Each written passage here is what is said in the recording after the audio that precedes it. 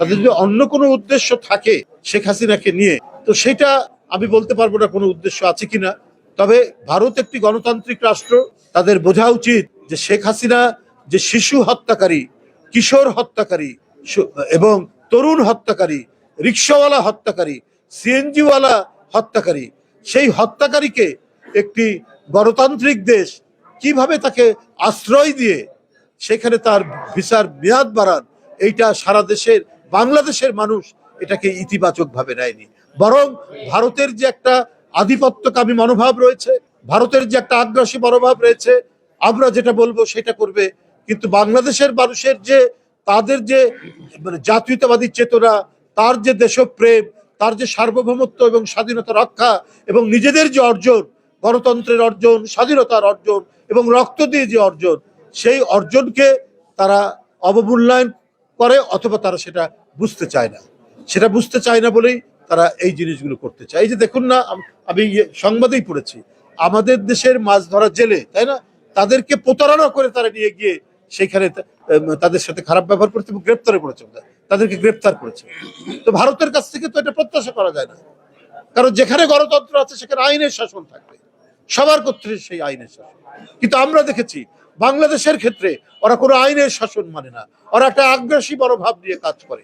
আপনারা দেখেছেন গতকাল গেছে ফেলানি হত্যা দিবস, একটা কিশোরীকে কিভাবে হত্যা করে বিএসএফ আপনার কাঁটাতারের বেড়ার উপর ঝুলিয়ে রেখেছে, এইভাবে একটা ঘটনা। অথচ ওরা কিন্তু বাংলাদেশে একটা মিথ্যা ন্যারেটিভ তৈরি করে। মিথ্যা ন্যারেটিভটা কি?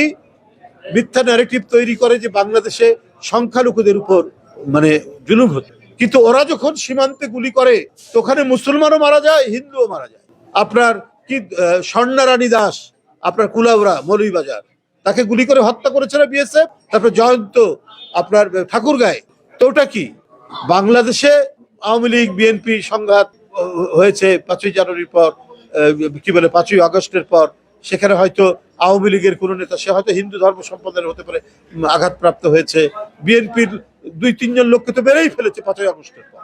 গোপালগঞ্জে একজন স্বেচ্ছাসেবক দলের নেতাকে মেরে ফেলেছে, কিন্তু এখানে কোনো সাম্প্রদায়িক কোনো সংঘাত হয়নি। এই যে পুরান ঢাকা হামিদ আছে না, এখানে কিভাবে দেখেছেন আপনারা পূজা মণ্ডপ গুলা গত দুর্গা পূজার সময় আমাদের লোকরা কিভাবে পাহারা দিয়েছে, অথচ ওরা মিথ্যা অপপ্রচার করে গেছে।